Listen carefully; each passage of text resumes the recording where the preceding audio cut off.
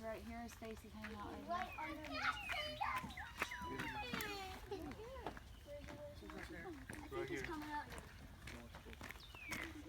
He's obviously acclimated to people. He's accustomed to people. He's not afraid of us, which is not a good thing. He's underneath us. Why? Because that's when people He's get gonna come out on that. It's good to keep for animals to have a should probably get a little bit further away from the alligator before we pull out chicken. Ethan, don't fall in. I'm not going, I'm just looking over here.